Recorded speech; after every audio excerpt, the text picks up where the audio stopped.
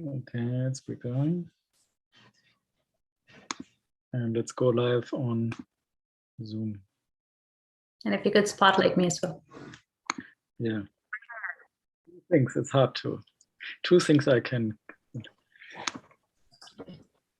pin, right? Pin or spotlight? No. Spotlight. Mm-hmm. Okay. Yes. All right. Welcome, everybody. Let's do our 4 great vows. And let's go live on Zoom. Wow. The 4 great vows. I vow to deliver innumerable sentient beings. I vow to cut off endless vexations. I vow to master limitless approaches to Dharma. I vow to attain supreme Buddhahood. Good evening. And a very happy New Year, everybody. Gilbert asked me to present today's Dharma talk. And what I am so eager to share with you is a verse from Nagarjuna's Mulamadhyamakakarika. That is his work on the middle way and on Madhyamaka. And it's a really seminal source for Mahayana itself, the middle way in particular. And I could spend time talking to you about Nagarjuna, but I'm not, other than to say that he's regarded as the second Buddha. So that's how important he is. And he's amazing in terms of, in the beginning, you may think that, he is this super intellectual guy who just tore down all kinds of clinging by tearing down in a very, very systematic way every argument that you might come up with that allows you to cling to something. But he's also he also has an amazing amount of work on practicing mindfulness of the Buddha. So you would think that he is, in this purely logical, intellectual, stream, but equally beautifully, he's also on the devotional side. So an amazing teacher, and I just want to share one verse with you from the Mulamadhyamakakarika. And it is, in fact, the dedicatory verse. And like Gilbert often says, often the very beginning of a work has everything that you need to know. So it is a verse like that. But before we delve into this work, I want to start off by evoking Manjushri. So what happened? What happened was that I have been studying the Mulamadhyamakakarika, so that's why I'm presenting this to you, because this is what I've been working on. And but when I was thinking about presenting this, I was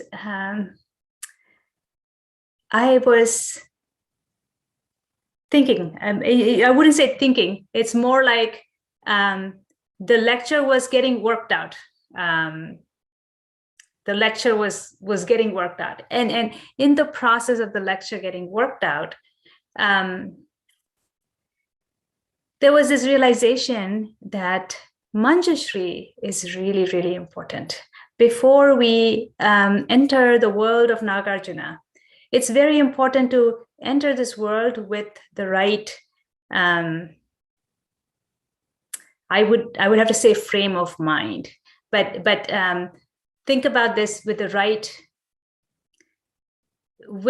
mindset. Okay, so it's very important to enter into it with the right mindset. Now, Mulamadhyamakakarika is one of the, it's in the Prajna Paramita school of teachings. It's an emptiness teaching. And Manjushri is the bodhisattva who personifies emptiness and prajna, of wisdom. So Manjushri is the ideal bodhisattva to evoke before we enter the world of Nagarjuna. So, and I was thinking about this, and it so happened that Gilbert just started off the Manjushri series, and even before the Manjushri series on Friday, he talked about Manjushri and how Manjushri gives a blessing from so many yards away. It's inconceivable that he would just go touch somebody's head from that far away. But it was all very serendipitous in that here I was thinking of presenting Nagarjuna's Mulamadhyamakakarika, a verse from that, and thinking that Manjushri is the bodhisattva to evoke, and at around the same time, Gilbert, talks about Manjushri and a blessing from Manjushri in specific, because that's what I experienced when I was working out this lecture. I experienced a blessing from Manjushri and realized that that's what we need before we enter into this world of Nagarjuna. We need that blessing from Manjushri. So before we get into evoking Manjushri, so what I'd like to say a couple words about Manjushri so that we can resonate with Manjushri. We've talked about how when we evoke a bodhisattva or when we evoke a Buddha, we are in fact resonating. So what are we resonating with? So Manjushri, the name Manjushri, Manju means gentle and beautiful, Manju, and Shri is glory. You could think of it as radiance. So that's Manjushri, gentle radiance. And he's pictured with a sword that personifies wisdom. That's him, Manjushri. The sword is flaming. All right. And that's on one hand, he's got the sword, that's wisdom. And on the other hand, he has a flower. And often the flower, I don't know if you can see it. Let me see. Often the flower has, some scrolls on top of it. So that's wisdom. So on one hand, he has wisdom, the flowering of the Dharma, the wisdom. And on the other, he has the sword of wisdom. And you could think of it as the studies and the activity of wisdom as well. And notice that he's not like pointing the sword at you. All he has to do is hold it up, and the webs of clinging are just torn asunder by just the holding up of his sword. Now, that gentleness in Manjushri's name is so important. When I first started approaching Manjushri, it was as the bodhisattva of wisdom and of emptiness, and there's a certain amount of awe when you approach the bodhisattva of wisdom, of emptiness itself. But Manjushri is gentle. So the gentle aspect of Manjushri, it took me a little bit of time before I could resonate with that. And once I resonated with that gentle aspect of Manjushri, I think that's so important. And that is, in fact, the very spirit with which I feel that we should resonate with before we enter the world of Nagarjuna. Because the world of Nagarjuna may appear to be, very cut and dried, logical,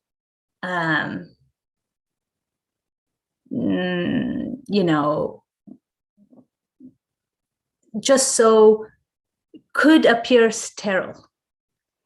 But when we can approach it with that gentleness that is personified by Manjushri, then it opens up, it flowers.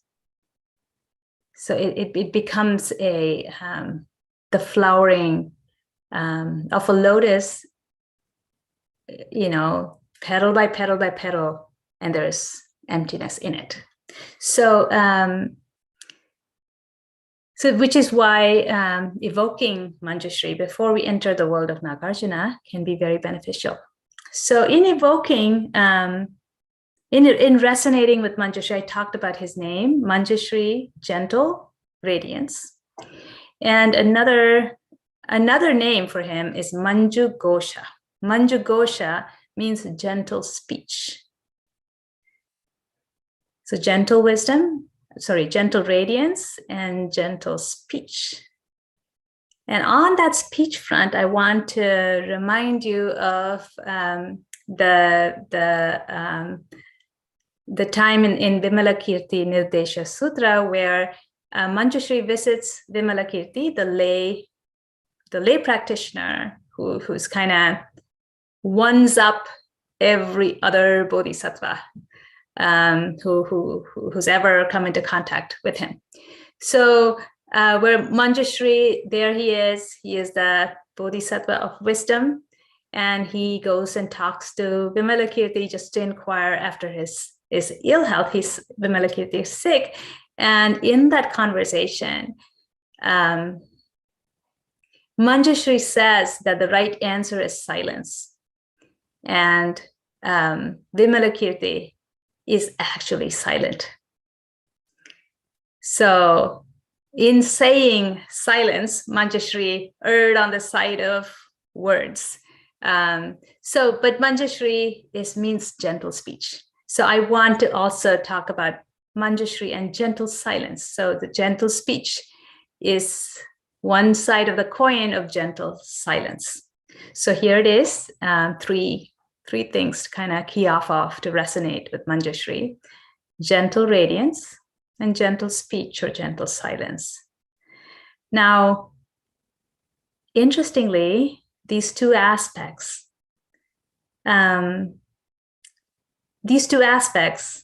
are, we can relate to these two things, like radiance and gentle speech or gentle silence. That's silent illumination, right? So when we enter silent illumination, we can enter it with this gentleness that is the resonance of Manjushri: gentle radiance, your gentle illumination, and gentle speech or gentle silence. So let's do a short sit where we sit in the presence of Manjushri and we resonate with this gentleness. That's a gentle radiance and the gentleness of gentle speech and gentle silence. And one other cue in approaching the resonance with Manjushri is that if Avalokiteshvara is wise compassion, then Manjushri is compassionate wisdom. So that's the gentleness is coming from compassion. And in Chan, this is what we try to practice. We practice wisdom and compassion both together. So Manjushri is gentle and compassionate wisdom. So that's what we're going to evoke and resonate with for just a few minutes before we enter the world of Nagarjuna. All right. So I'm just going to let you explore this, to sit and to resonate with Manjushri. Gentleness, gentle radiance, gentle speech, gentle silence, compassionate wisdom.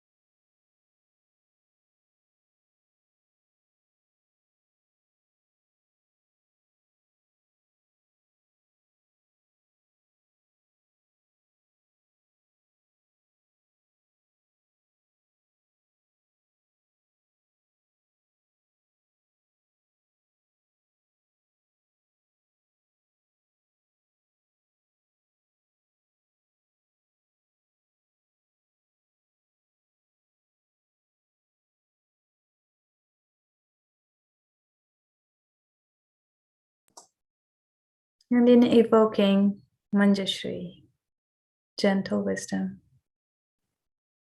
compassionate wisdom, gentle speech,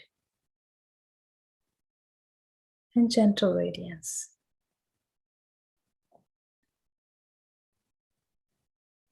We find that any obstacles that we may currently experience, any stuckness, in the presence of this gentle radiance of Manjushri, just dissolves. No matter how stuck it is, how much stuckness we are experiencing, how big the obstacle seems. With Manjushri's gentle radiance, it can't but dissolve because it never was a thing in the first place.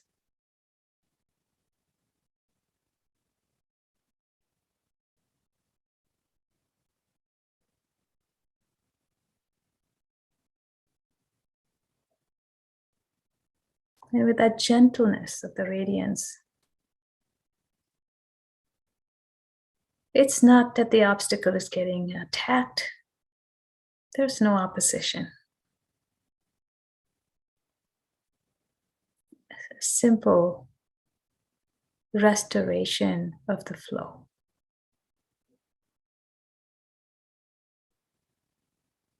A simple re-recognition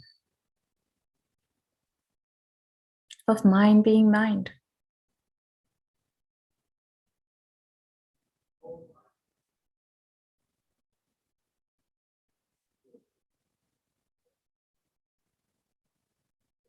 The glowing,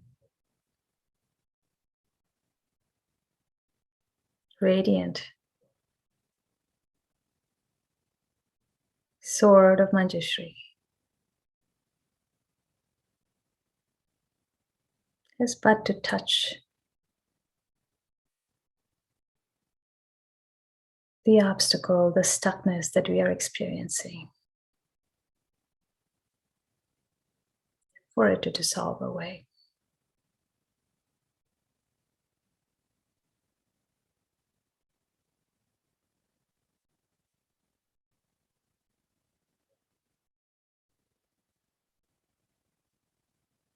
In the presence of Manjushri,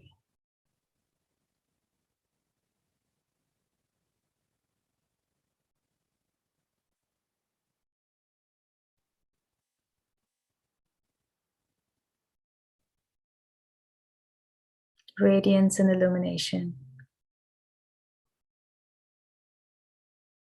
silence and gentle speech.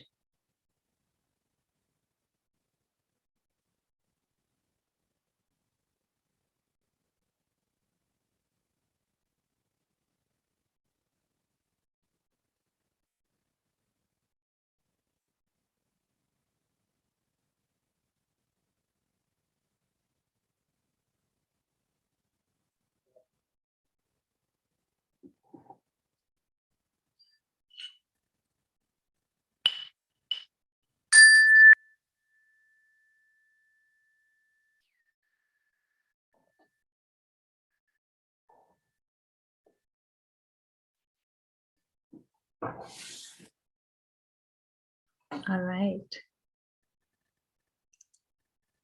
So we're ready to get into the world of Nagarjuna. I'm gonna put in the chat, I'm gonna put in that verse so that you could look at it while I'm reading it to you.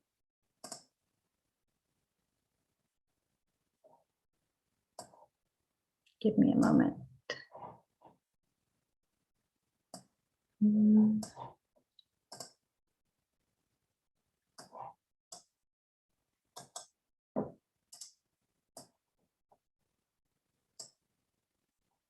Okay, so that's the verse. It's just like 4 lines. Beautiful, beautiful 4 lines. I'm actually going to read it to you in Sanskrit because when I read it in Sanskrit, it was so musical and mesmerizing to me. And maybe you'll get a feel for how how mesmerizing it is. All right. So this is is praising the Buddha. So Nagarjuna is praising the Buddha. That's what this verse is. And he's praising the Buddha for teaching Pratitya Samutpada. And later on, you know, in this work, the Mulamadhyamakakarika, Nagarjuna says Pratitya Samutpada is emptiness. And Buddha himself has said Pratitya Samutpada is the Dharma. So Pratitya Samutpada is the heart of what needs to be conveyed, and the Buddha conveyed it. And Nagarjuna is so thankful to the Buddha. So just listen to this verse, and then we'll go into it in detail, and we'll do a little bit of meditation to actually experience some of the teachings in this short set of 4 lines. Okay. Anirodham, anutpadam, anuchedam, ashashvatam, anekartam, ananartham, anagamam, anirgamam, yaha pratitya samutpadam, prapanchopashamam, shivam, deshayamasa, sambuddhastam, Vande Vadatam Varam. So that is a dedicatory verse. And I've got a few translations here. So we can explore the translations and also kind of explore the meaning. And then we are going to do some meditation to kind of experience. There's a set of 4 pairs of what Pratitya Samutpada is said to be, and we'll explore that set of 4 pairs. So that's what we'll do today, and we'll start. Let me just read that first translation, and this is from Sideritz, I think, Mark Sideritz and Shoryu Katsura. Those are the 2 authors of this work. This translation. And the translation goes, I salute the fully enlightened one, Sambuddha, right? Sambuddha, the fully enlightened one, the best of orators who taught the doctrine of dependent origination, according to which there is neither cessation nor origination, neither annihilation nor the eternal, neither singularity nor plurality, neither the coming nor the going of any dharma for the purpose of nirvana, characterized by the auspicious cessation of hypostatization. I had to learn how to pronounce that. Hypostatization. So I'm going to break it down a little bit, and then we can go on to the next one. If you look at the Sanskrit order, the first 2 lines are about this set of 4 pairs or 8 characteristics of Pratitya Samutpada. There are 8 things about Pratitya Samutpada, and they happen to be in pairs. And then it goes to say, okay, this is Pratitya Samutpada, and by the way, Pratitya Samutpada can free you from what they've called here as hypostatization, which is that proliferation of conceptuality. So that means, when you're thinking, right, and the thinking is just going like a train that doesn't have any brakes, right? That's your conceptual proliferation. And Pratitya Samutpada is what frees you from this. And this was taught by the perfectly enlightened, fully enlightened Buddha, whom we salute. And by the way, he taught it in an excellent way. So that's what this line is about. So we'll just take it. These 4 lines are about, and we'll take it a little at a time. So I salute the fully enlightened one, the best of orators, who taught this doctrine of dependent origination, And then, it goes into what that teaching is. What is dependent origination? So that it goes into that. And that's a set of pairs. It's not ceasing, not originating. It's not annihilated, nor is it eternal. It's neither singular nor plural, and it's neither coming nor going. And we'll get into this in more detail, okay? And by understanding and following dependent origination, it leads to the auspicious cessation of hypostatization. Auspicious, it's this. That auspicious is the entering into the realm of Manjushri. Okay, that's how it feels to me. So the auspicious is like that's the resonating, if you will, and it's a cessation of hypostatization. Hypostatization is just simply assuming something to be real. That's what hypostatization is. So you stop assuming something to be real. The cessation of that. The way to that cessation is by the practice of pratitya samutpada. More than the practice, the realization of pratitya samutpada, of dependent origination. And then there's a set of neither cessation nor origination. I think there's like the subsequent translations are a little bit more. It goes into those the 8 pairs and the 4 pairs in a little bit more easy to approach language. Okay, so that's a first translation, and we'll read each of the translations, and then we'll get into kind of a maybe experiencing those 8 characteristics. The second translation is from J. Garfield, from the book Nagarjuna, The Fundamental Wisdom of the Middle Way. So there, this same verse, it goes, I prostrate to the perfect Buddha, the best of teachers, who taught that whatever is dependently arisen is unceasing, unborn, annihilated. Maybe somebody could help me and pronounce that word properly. Annihilation, is that how it goes? Unannihilated.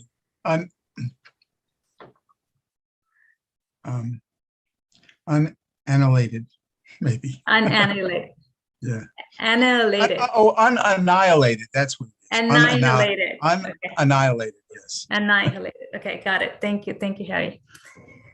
It's unannihilated and not permanent either. Not coming, not going, without distinction, without identity, and free from conceptual construction.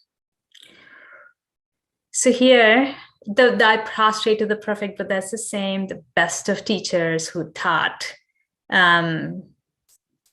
If you look at the Sanskrit, it's more like who spoke in the best of ways. So that's what the Sanskrit says, it spoke in the best of ways. Okay, and he taught this, and in the best of ways. That whatever is dependently arisen is these characteristics. It's unceasing, unborn, unannihilated, not permanent, not coming, not going, without distinction, without identity, and free from conceptual constructions. So the set of 8, just absorb it for now, and that's what we're going to go into more detail. We'll kind of look at what's outside it, and then we'll go into the set of 8. Okay, so here is again, it is that definition of pratitya samutpada, and then it just says it's free from whatever is dependently arisen is free from conceptual construction. If you contrast it to before the previous one, it says that auspicious cessation of hypostatization. So there is that word auspicious. I think that word is not, J. Garfield didn't actually put that into his translation, but that auspicious is very, very important. I feel like that auspicious is that resonance with Manjushri, is that that's very important. That's an important word that's missing from this translation. And it's free from conceptual construction. That hypostatization is a more of a complex word than this. It's free from conceptual construction. But conceptual construction seems to imply that it seems so harmless. Conceptual construction seems so harmless, but it's not. It's not. If we recall the times when our thinking has it's run away from us like a runaway train without any brakes. That's what it's freeing us from. It's freeing us from the being a slave of conceptualization, being a slave of the monster that we've created ourselves. Right? That's what it frees us from. It frees us from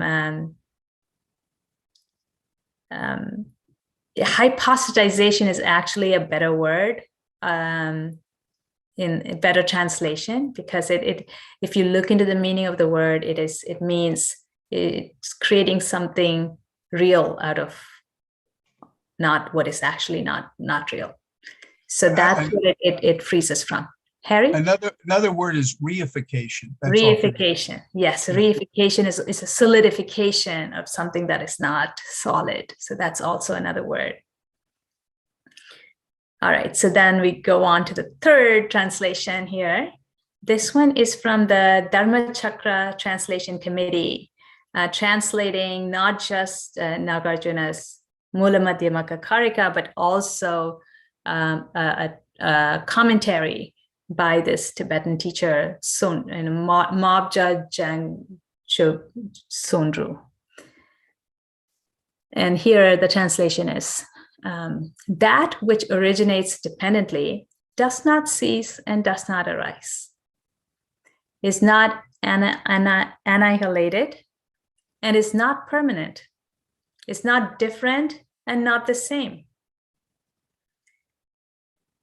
To the true teacher who reveals this peace, the complete pacification of constructs, to the perfect Buddha, I bow down. For me, this translation is actually really, it really touches a little bit more on the beauty of this verse. So it says, we're talking about Pratitya Samutpada, that which originates dependently. And it doesn't cease, it does not arise, it does not come, it does not go. It's not annihilated, it's not destroyed, nor is it permanent. It's not different, it's not the same.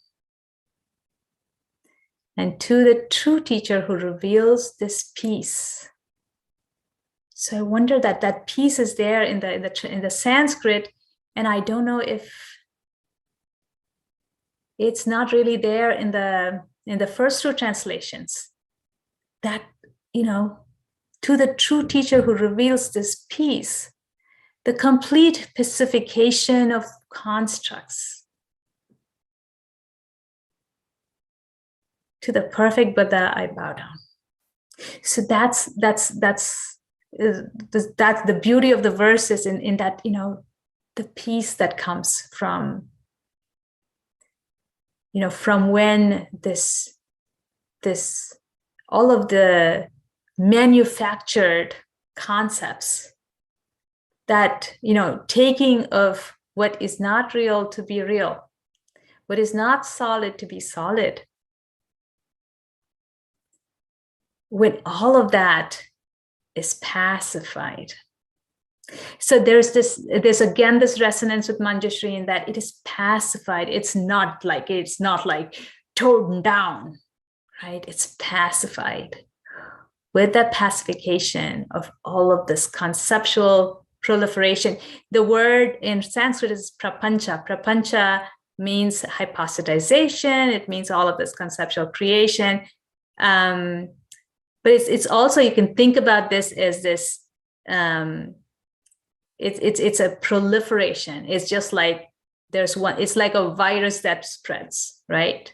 That's what happens to our, that's what happens to our thinking, you know, it just gets out of control. But here it is with this realization, with this true understanding of pratitya samutpada, right?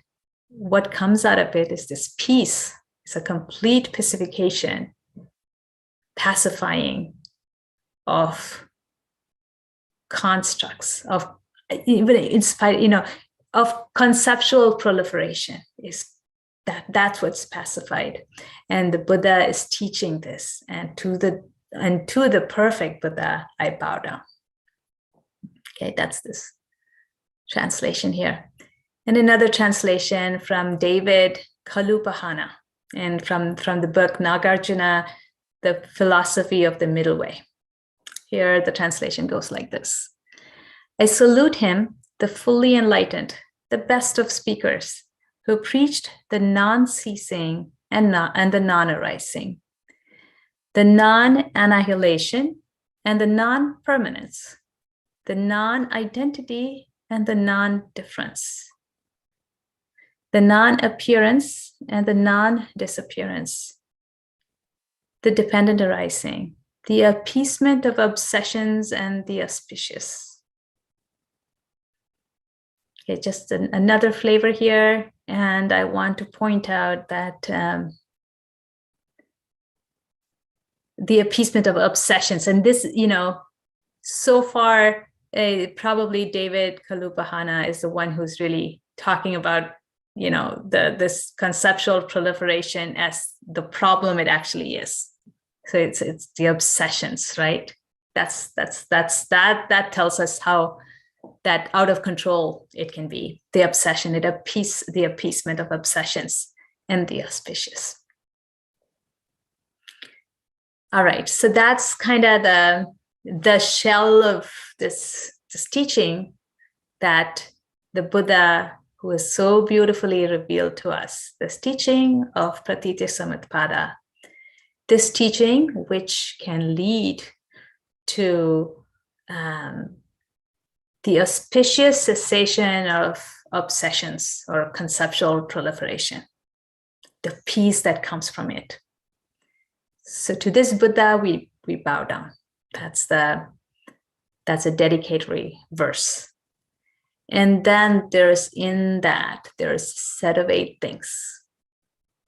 And that's which is what pratitya samutpada is, that we can get into. And before that, maybe we could take a little pause and see if anybody has any comments.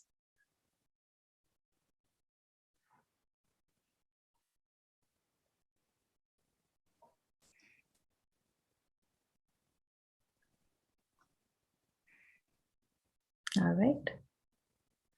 Okay, so let's delve into the set of 8 things here. All right. So I'm actually going to go like word by word in the Sanskrit, and then we can kind of get a feel for it. And then maybe later we could do a meditation where we actually explore this so that we can experience some of this. So that first word is anirodham. Anirodham means not stopping. Not stopping, it also means not blocking. So let's look at the translations here. It's like neither cessation, it's unceasing, does not cease, and then this is non-ceasing. So we often talk about it's not coming, not going. We talk about not arising, not ceasing.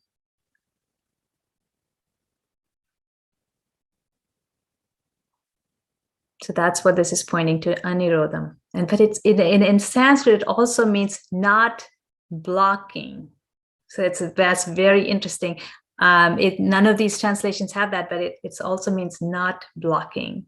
And the not blocking has something to do with its pair, which is the next word, anutpadam. Anutpadam means not. Let's see. Let me look at the translations here. So not originating, nor origination, or unborn, not arising, and yeah, non-arising. So there's a non-ceasing, non-arising.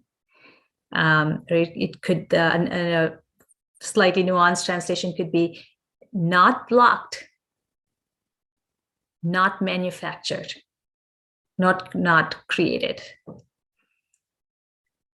All right.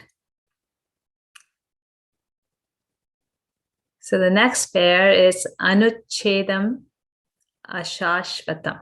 Anuchedam means not annihilated.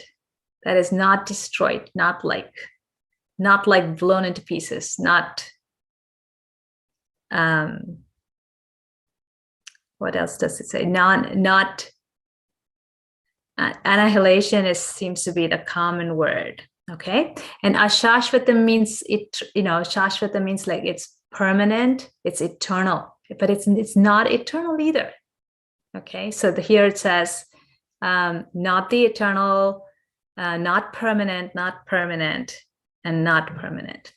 Okay, so that's the second pair. The first pair is not ceasing and not arising, or you could think of as not blocking and not creating.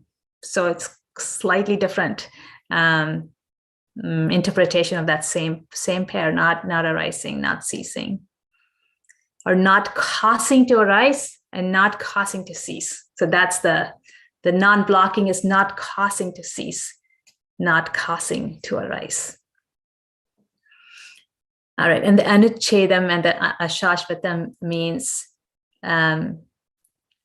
not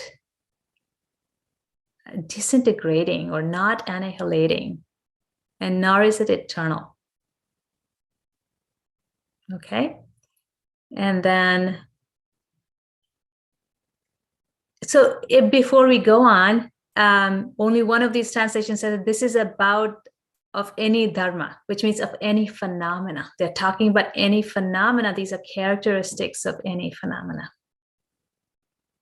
Okay, that phenomena are not, it's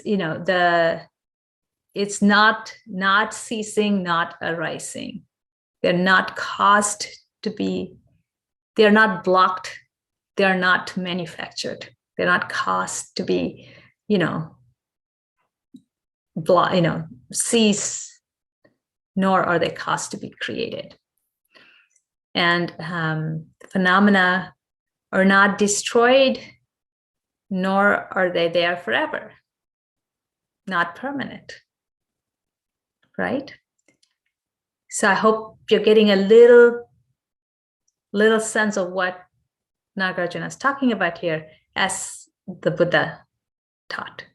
So, and you could think of some phenomena is to make this kind of approachable for you. So you could say that, hey, this, you could think of, this cup in front of me, right? This cup in front of me.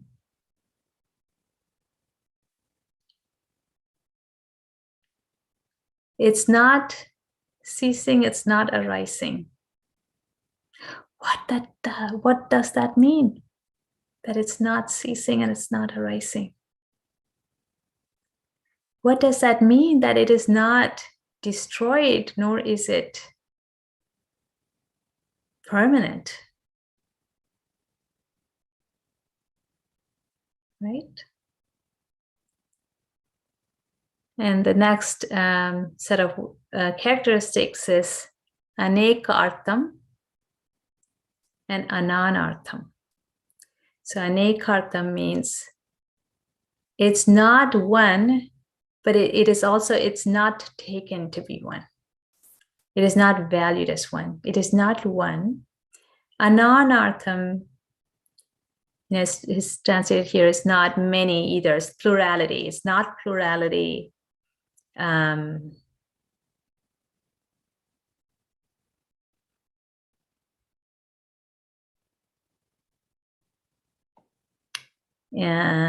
that's one of the authors is saying non-plurality. But I would say that the translation that comes closer is like, it's not taken to have one meaning, nor is it taken to have no meaning at all. So that is closer to J. Garfield's translation. It's not without distinction. It's not like you could say that this is it, nor can you say that, oh, there's nothing there. Okay. And then anagamam and anirgamam. That's saying that it's not coming, nor is it going. Okay, not coming, not going. Or, another way to say is it's not coming, nor is it not coming. That's the Sanskrit meaning is it's not coming, nor is it not coming, nor is it not coming. Yeah, so it's like, it's the not coming and not going would be an easier way to phrase it in English. Oh, the last translation here is probably better. It's the non-appearance. It's not like appearing as it's not coming in front of you, nor is it, and the non-disappearance. So nor is it disappearing. All right. Okay. So these are the set of 8 characteristics of phenomena, right? That is the pratitya samutpada. That's dependent arising. Some of this is probably easier to cue into rather than others. For example, probably the easiest, I would say, that when it comes to phenomena that you could see is the without distinction and without identity. So we look at this and we say, this is a cup, right? When we say that this is a cup, it's we are naming something for the purpose of working with it. And as long as we are just naming something for the purpose of working with it, we are good. For example, you say, hey, could you get me, could you bring that cup to me? That's great. We need to be able to talk, and we use that. But when we assume that there is this thing called a cup, it can lead to problems. Now, that is not very apparent that this can lead into problems when we're talking about a cup. But if you can think of, say this cup is made of gold, right? It's the amount of value that we put into it. Say this cup is made of gold, then we can get into a lot of trouble because of this cup.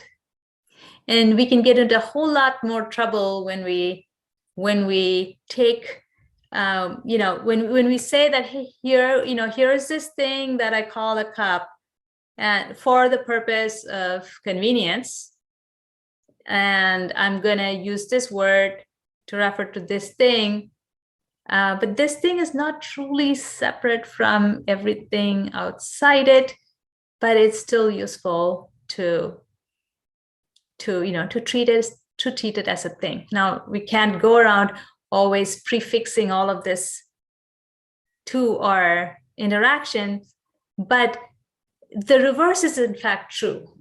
Okay, so it's not like we say, oh, here is this cup, and from here onwards, I'm going to think about this as the object conveniently known as the cup, right? It's not like we've got to complicate our lives,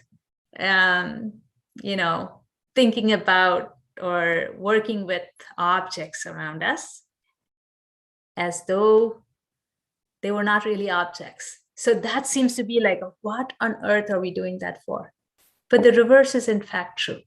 The reverse is that we only can, for the sake of convenience, call this a cup.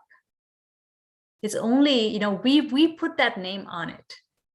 And when we can recognize that by getting stuck to this objectification, then we get into a whole world of trouble. Then we start our practice of recognizing and realizing pratitya samutpada. And when we realize that, this is actually freeing, then we are freed from this stuckness of this conceptualization, so that flow is restored. And when you talk about pratitya samutpada, it's the way mind works. It is a flow of mind. It is the unimpeded flow of mind. And the unimpeded flow of mind is what is being described as auspicious and peaceful, because it is in contrast to the stuckness of conceptual proliferation, of obsessing with the labels that we put on things, on people, on ourselves. So if you look at these four sets of characteristics of pratitya samutpada, they are kind of like, say this is a flow of mind. So when Gilbert talks about the mind sandwich, it's not as though there's a sandwich and there's a method inside it, but it's a useful way of thinking about it. So I'm going to propose something similar for pratitya samutpada. Say pratitya samutpada is the flow of mind. It's how mind works, and mind is not static, nor is it dynamic, but it is not stuck, right? In that sense, it is not static. So pratitya samutpada is the flow of mind. It's how mind works. It's how mind functions. So in order for there to be flow, there's no stuckness, right? In the flow, there is no stuckness. So in previous classes, I've talked about how when we work with pratitya samutpada, we are aligning to the flow of mind. So you could be, when you're stuck, you're not aligned to the flow of mind. So pratitya samutpada, you can think of it as a flow. It's flowing down a pipe.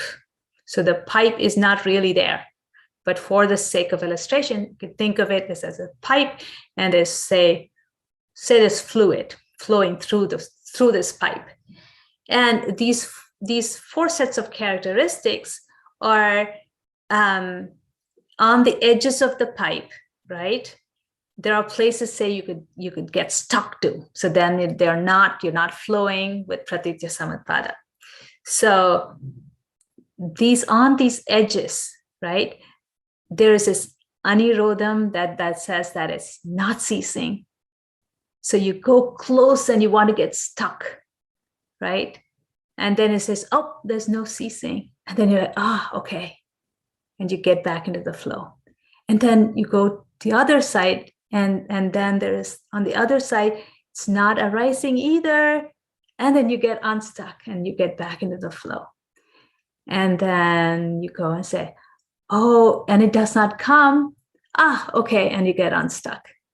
And then it doesn't go either, and you get unstuck, right? So there's this flow, and then you want to get stuck because that's your ignorance. That's your nation's entrenchment, right? I haven't yet created a graphic for this, but maybe sometime I will. But meanwhile, just picture it with me.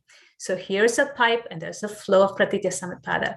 And then you, poor sentient being that you are, with nations in entrenchment, with entrenched ignorance, there is this strong tendency to just get stuck.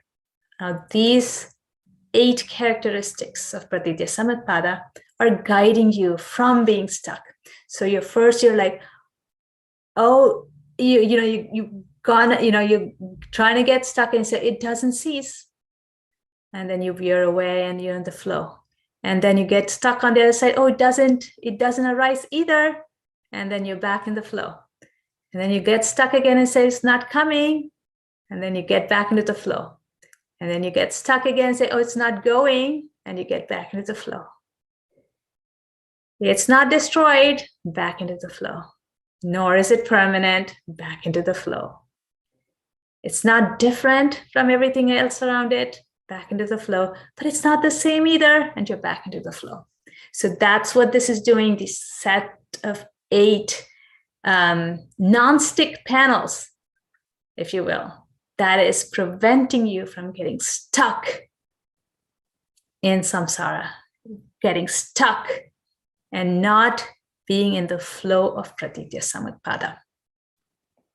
Okay, so that's what it is. Just 8 guardrails, non-stick guardrails that are like, don't get stuck on this, don't get stuck on that. Don't assume that this phenomena, will never cease, or that it'll cease, right? Either of those, that it arises, that it doesn't arise, right? That it's going to be destroyed or not destroyed, that it's permanent and not permanent, that it's different from everything else, or that it is the same as everything else. Don't get stuck in conceptuality. So that's what this is saying. And a fun way to explore this is by using the breath. Because the breath is something that's flowing. The breath is something that is not really ceasing. Even if you take one breath, it's not really ceasing. Can you say exactly where it came to an end? Where the next breath exactly arose? Where is it coming from? And where is it going to? Is there a definite place? Does it get destroyed? Is it permanent? Is your breath different from everything around it? Is it the same as everything around it? So it plays really well. And our breath is a wonderful way to explore this set of 8 characteristics of all phenomena. We'll do that in a meditation. But before that, maybe we can pause and see if anybody has any questions or comments. This is heavy, heavy, heavy stuff, but it's also beautiful stuff. It's those deflectors, non-stick deflectors that can prevent you from getting stuck, that can prevent you from being in the flow of pratitya samutpada, that can provide peace, an auspicious peace, the realm of Manjushri. All right, let's hear it. Harry. Yeah, thank you, Sentha. These are really wonderful teachings. I think one thing that's really wonderful about them is they can prevent you from holding on to the idea that the world revolves around you, right? And as in the Lankavatara Sutra, it talks about how we can look at everything as an appearance, right? An appearance in the mind, a projection of the mind. And Joseph Goldstein has a very nice way of putting this. If you take a rainbow, which is made up of rain, air, and light, right? So the rainbow doesn't belong to the air, the rain, or the light, and the light doesn't belong to the rainbow. They're just momentary appearances in the mind. And once again, when you de-reify, when you detach, right, you get back in the flow. So I think it's really a wonderful teaching. Thank you, Harry. And interesting thing also is that the Lankavatara Sutra prophesized Nagarjuna's Nagarjuna himself coming up as a teacher in the future. So that's kind of an interesting connection there. And that's what Bodhidharma brought with him. Yeah, the Wake up. chant. Okay, yeah. Exactly. Awesome. Wendy. My question is how not to get stuck. The stuckness. Practical way. Thank you. Practical way. Okay, practical way. We're gonna explore this with our breath. But how not to get stuck? Say you're stuck. Say you're stuck. So where in the body do you feel this stuckness? Let's do this as a meditation. Okay, let's just I'm going to ask all of you to just see. Is there any stuckness at all that you're experiencing right now? Maybe there isn't. There doesn't have to be. Maybe there is just a free flow.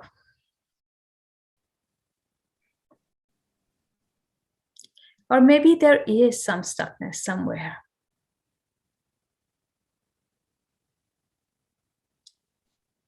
Maybe it's a weight that you feel, something weighing you down somewhere. Or maybe it is a block, something that's preventing freedom, growth, progress.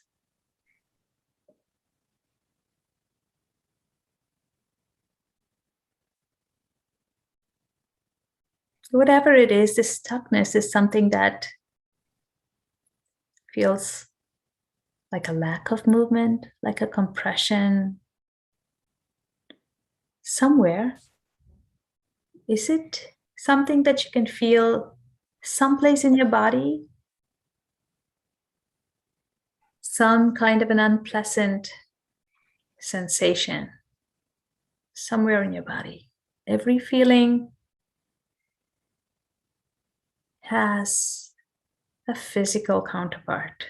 Where are you feeling this in your body? Notice the sensation.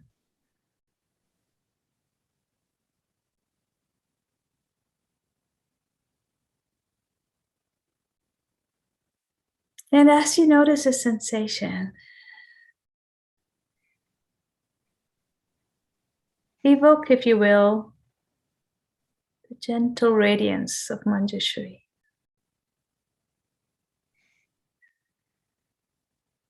This illumination, this radiance that dissolves obstacles.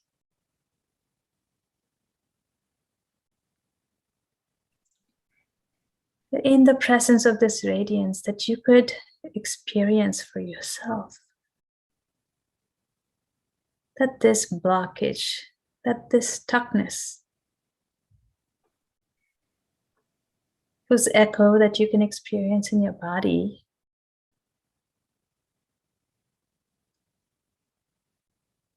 it's not as real as it seems.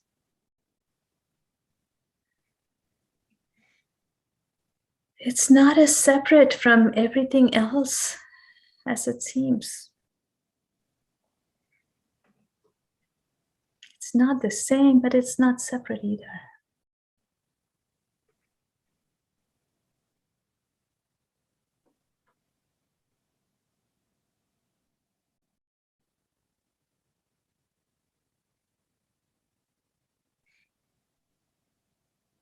That truly it is flowing.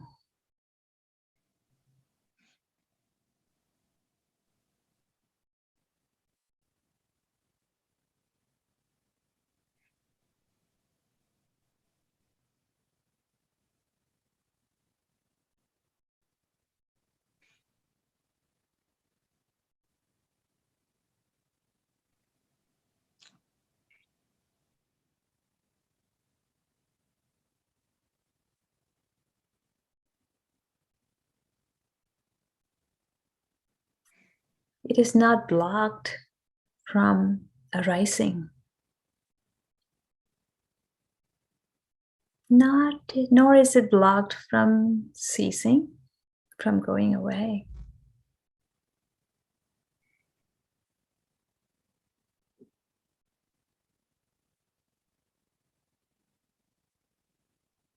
It is not blocked from appearing, nor disappearing.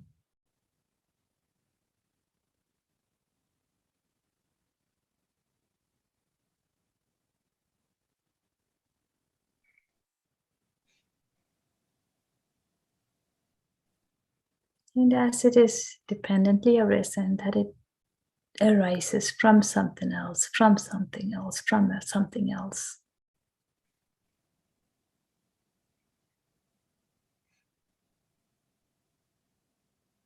It is not destroyed, nor is it permanent.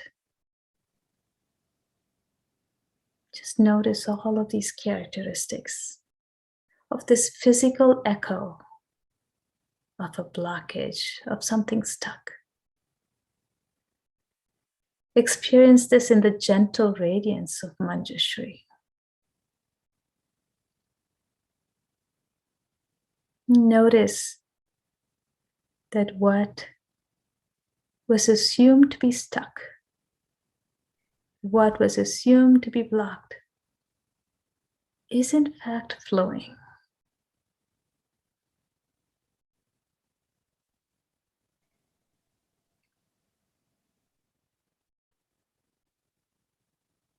And rest in the recognition of this. And set down this burden of assuming something to be separate, real, that it truly isn't.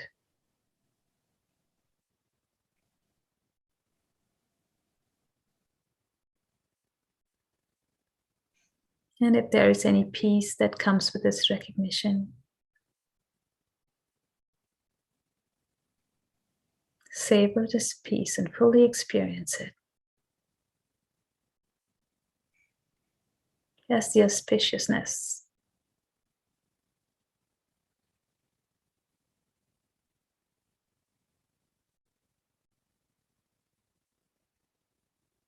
of the gentle radiance of Manjushri.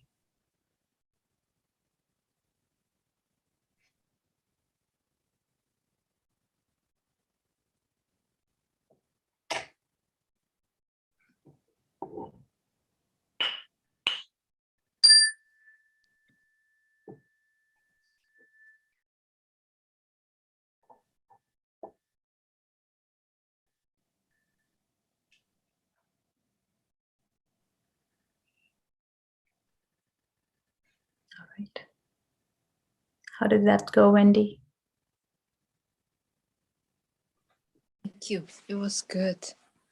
All Yes, right. it's not as real as I thought. Okay. It's Excellent. nice to be reminded. Thank you. You're welcome. All right. Any other questions? Hi, Sentha. I have a question. How is non-arising and not ceasing different from not coming and not going? I don't quite see the difference. Okay. So that's what it is. The translation. I think for the not coming, not going, I would prefer the translation of not appearing and not disappearing. And for the not ceasing and not arising, I don't see a translation here, but I would say that not blocking, the anirodham is not blocking, anutpadam is not manufacturing. So then there's a little bit of a difference, right? It's not, it's not blocked and it's not like created. So that's the first set. And the second set would be not appearing and not disappearing. Does that help you? Yes, I So- think it does. Thank So you. you think of phenomena as appearing from the mind ground, right? Think about it as though it is this bubbling up from the mind ground. Okay, so anirodham is not blocked. Anutpadam is not like pushed out either, not manufactured. And the appearing and the anagamam and anirgamam, which is a not coming, not going, that's more like it's not appearing nor is it disappearing. So it's like the life cycle of phenomena, if you will. Okay, so this is very interesting. I'm exploring this with you right now. So the anirodham is not blocked from arising, and anutpadam is not like helped into becoming, and that the last pair is that it's not appearing nor is it disappearing. And then the anuchedam is like it's not like splintering it away into pieces. It's not destroying. Ashashvatam is not like it's always there either. And then the anekartam and the ananartam, the third pair is it's not taken to be one thing, nor is it taken to be nothing. So those are the,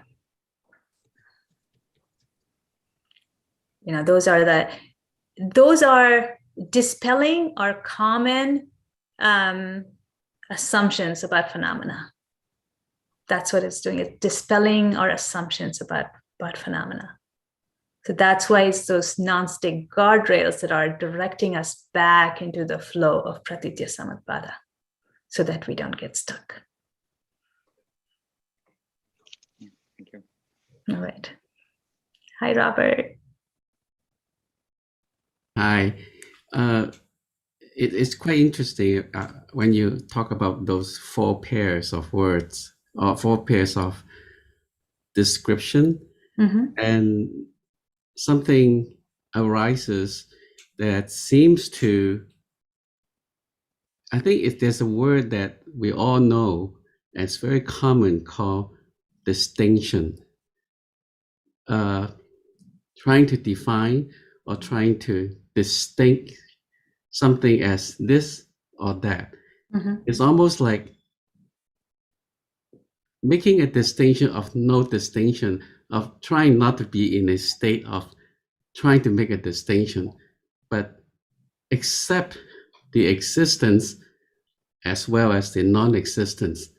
At the same time, you are at the middle ground of trying not to make any distinction. You're aware of it, either this way or that way, but you're not near.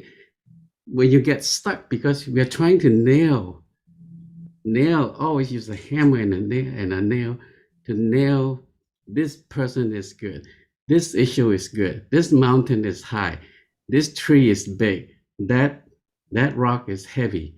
We're trying to label it. We're trying to distinct something. We're trying to define, like when you held up a cup just now, like we're making a distinction. We're assigning a label. This is a blue cup. Right. It's like this is a. So the word distinction seems to help me connect with those 4 pairs of right description. Yeah, so and distinction is one of those 8 though. It's one of the 8 that's the, it's not different, that's the distinction. And one thing I would like to offer to you is not to try too hard to be without distinction either. So there's, you see? Say that again. Not to try too hard to be without distinctions either. Yeah. Yeah, I think if you can remember the flow of pratitya samutpada, it's a flow, it's an easy flow. Yeah. So that's a gentleness of the radiance. That's a gentle. So. Yeah. Okay. It is. Yeah. Thank you. You're welcome. Michael, you had a hand up, did you?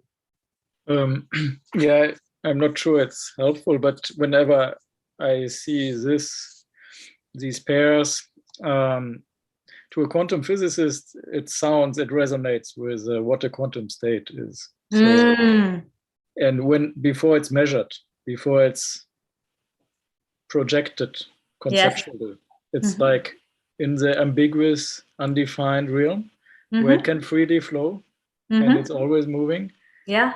But you can never really pin it down. The moment you try, or the moment it is tried to pin it down, it will escape somewhere else. It will become fuzzy in another conceptual dimension. So it's like a toothpaste. When you squeeze it here, it will evade here. So that's lovely.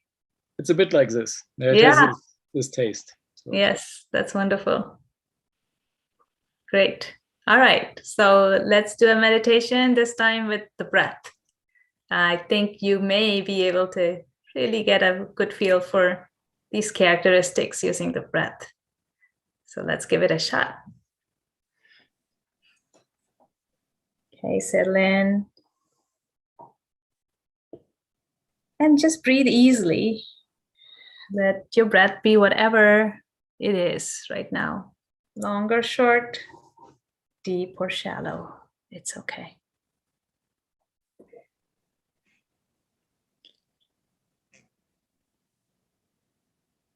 And notice this breath of ours. It's one breath following the other, following the other.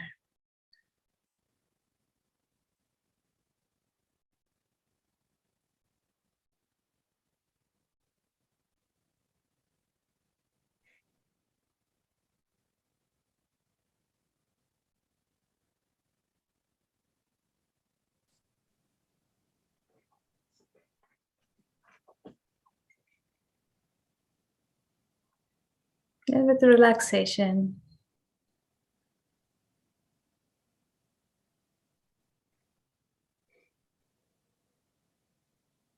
notice that there's nothing actually blocking the arising of the breath.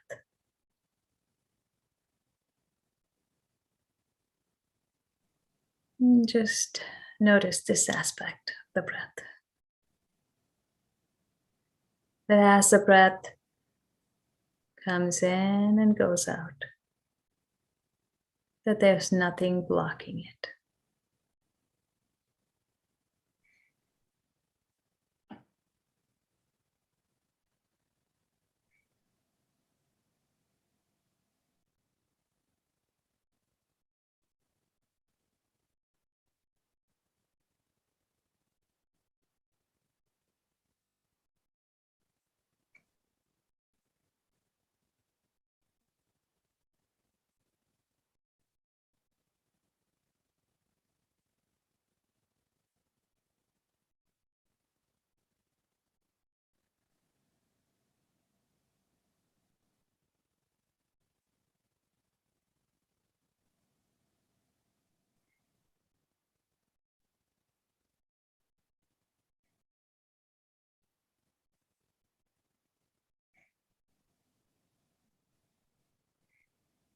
Notice that as you notice that there's nothing blocking your breath, this just allows the breath to be even more free. For the flow of the breath to be unimpeded.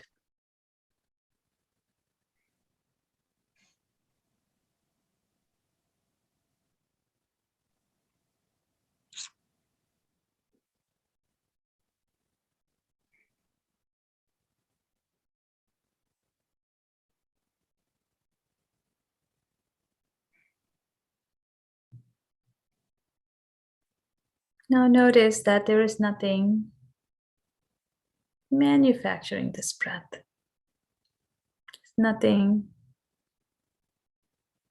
no specific thing that you can point to that's creating this breath.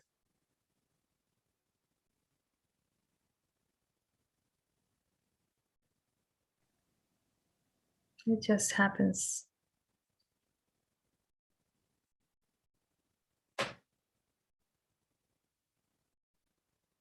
The breath is unborn. uncreated.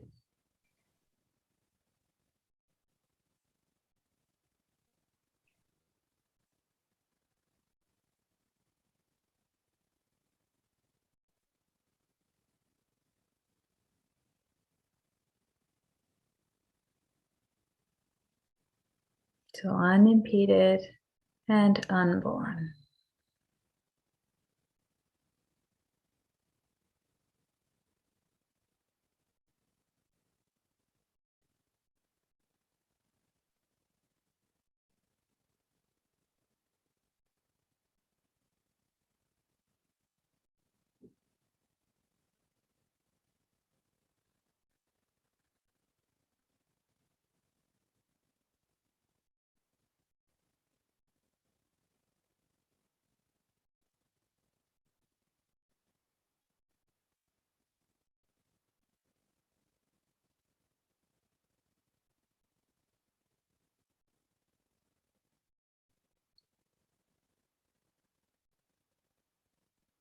Notice that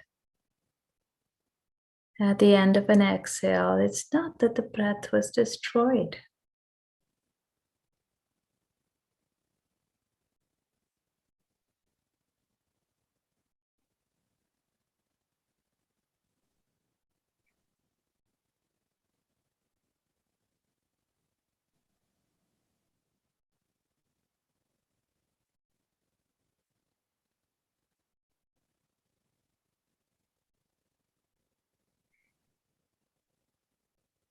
Nor is that breath permanent.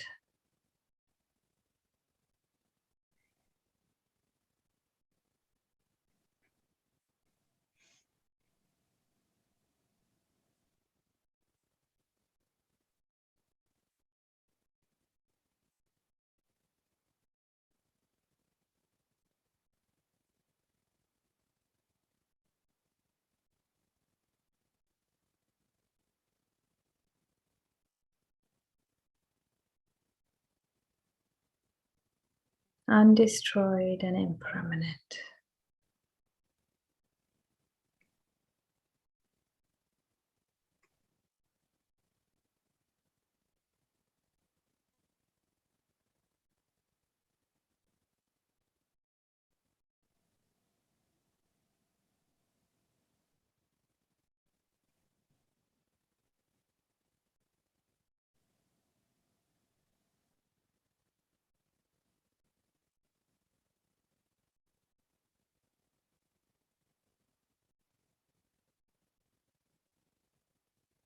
And notice that we may, for the sake of convenience,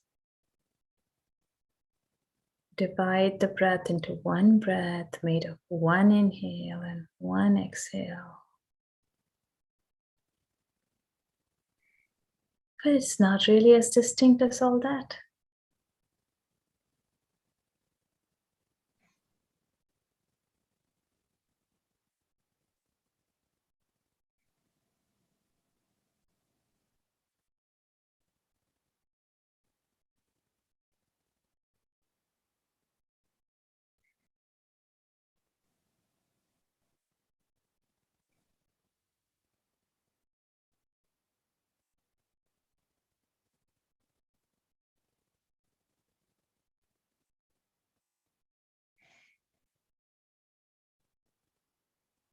Nor is it without an identity.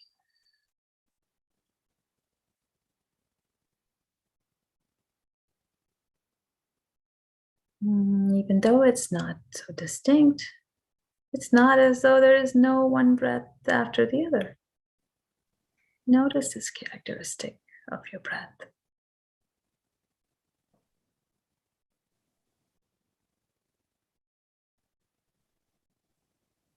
It's not distinct, nor is it the same as everything before and after it.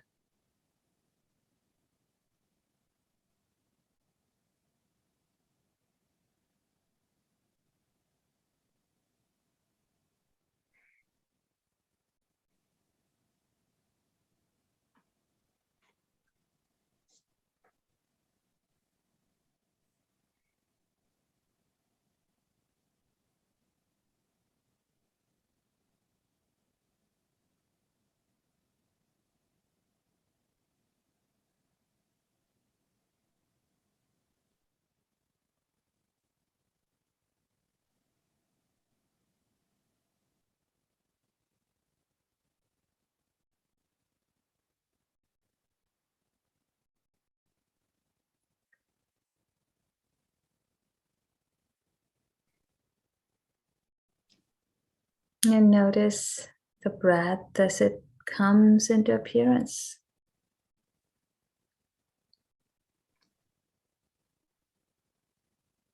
Yes, there's a breath, but how amorphous is it?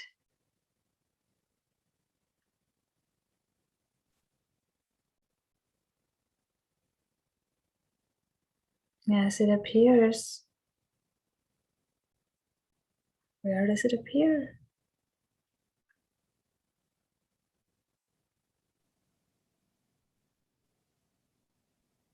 And as it disappears, where does it disappear?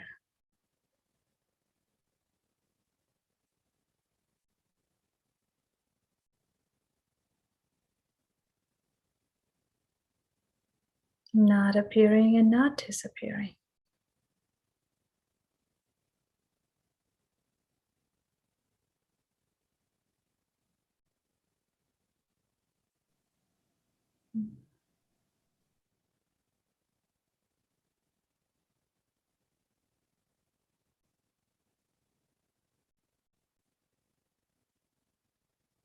And as you notice these characteristics of your breath,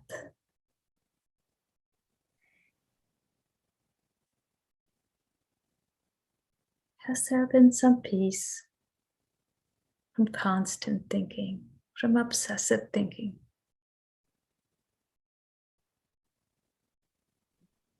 Rest in the suspiciousness,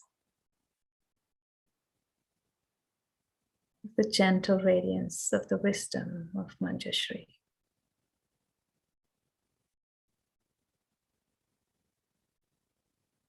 With gratitude for this beautiful teaching from the fully enlightened Buddha.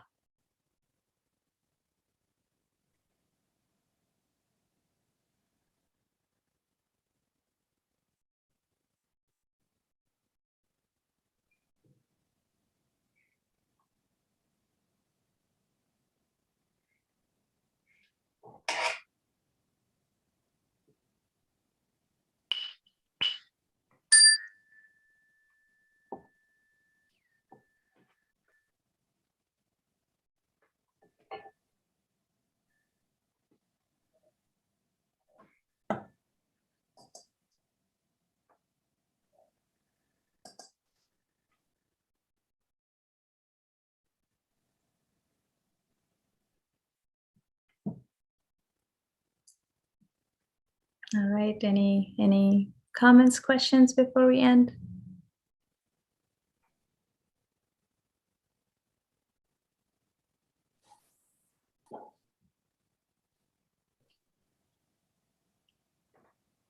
And I'd like to say something.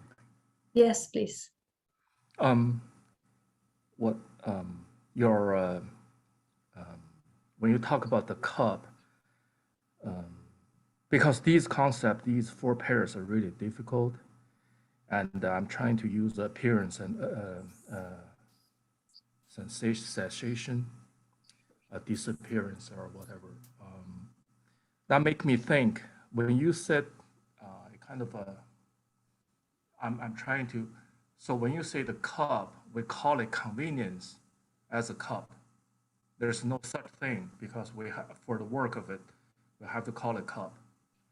Can I apply that to any phenomena appearing and disappearing? Meaning, for the convenience, we call it disappear and appear. Mm-hmm. But in reality, there's no such thing as appearance and disappear.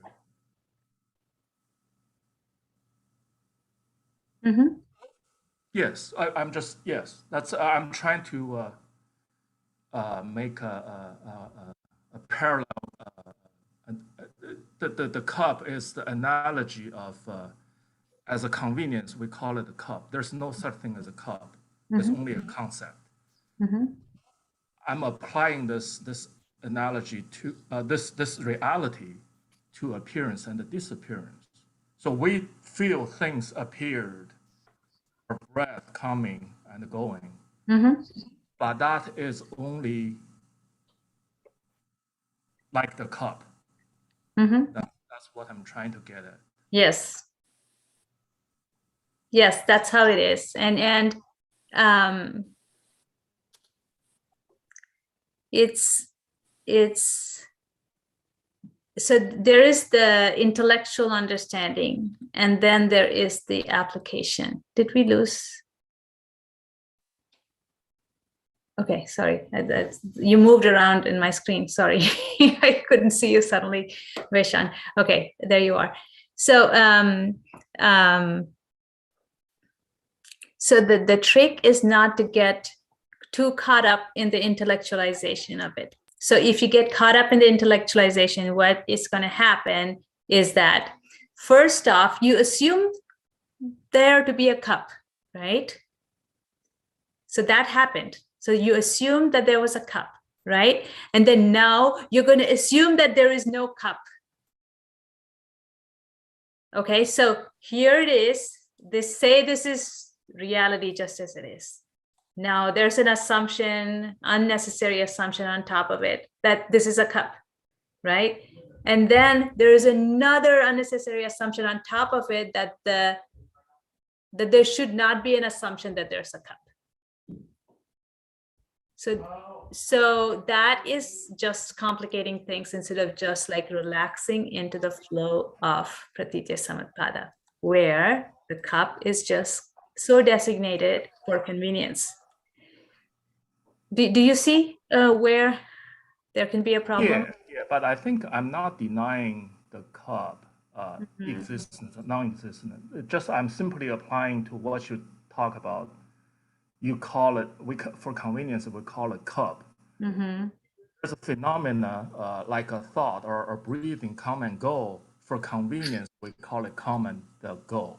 I'm just simply equalize or make them the same. We see a cup, we call it a cup. We see appearance, we call it appearance. But there's no such thing. That's what I'm trying to get at. We see appearance of an image in the mind. Yeah, it's not that it is no such thing. The emphasis is on the thing. There is no such separate thing. So there is a relative truth. There is the absolute truth. The relative truth is very, very useful. It's what allows me to talk to you, and it's what allows you to understand what I'm saying. But it is just the relative truth. Yes. Understood. But yeah, I know I'm going a little too far and thinking about this. I'm equate the appearance, disappearance to cup. So here's how we can work with it. Like the question that Wendy asked, right? How can I work with it? That's where we should be practicing. How can I work with it? When I get stuck, then I know that I'm obsessing with concepts. How can I work with it at that point? How can I apply it at that point? So that's how we work with this. That's how we practice this. And when we do the intellectual analysis is to help us develop faith that what we take to be solid is not truly solid. What we take to be real is not truly real. So we do the intellectual analysis to help us get that faith, that confidence. But then our practice is in the two meditations that I did, one in response to Wendy's question, that is, when you're feeling stuck, how can you recognize these characteristics?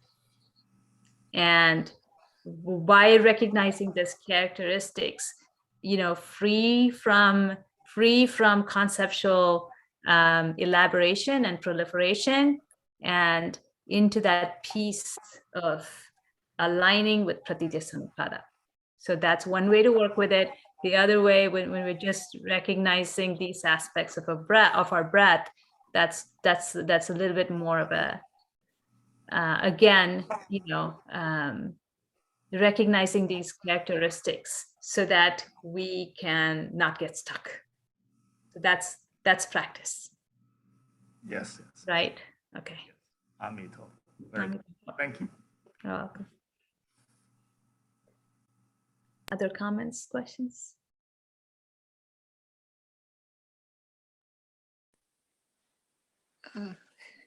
Yeah, hi, Wendy. Okay, so continue with that. And so let's say the all the emotion or the, especially like, let's say hurt or forgive, all that, it's not that real either. So let's say if I see the same person at work that I have problem with, or family, whatever, it's not really that real. It's just prapancha that you were talking about, really. So in my head, I can't, it's not real, I should forgive or this and that. But in real life, when I see that person, I still, that emotion, it's still real. It's still stuck there. Like I can put it down, I can tell myself, but I can't quite do it really, like to be honest, right? Yes, yes. So work with it, recognize these characteristics of what you're feeling, and forgiveness will happen. Okay. There's no need to force forgiveness. Forgiveness will happen. Okay. When flow is reestablished, then forgiveness is just going to happen. Right. Okay. Thank you. You're welcome. Any other questions? All right. Thank you so much. Thank you, Sentha. Thank you, Sentha. Good night. Thank you, Sentha. Good night. Thank you. Thank you. Good night. Good night. Good night, Sentha. Good night, everybody. Good night, everybody. Yeah, good night. Good night, everybody. Good night, everybody.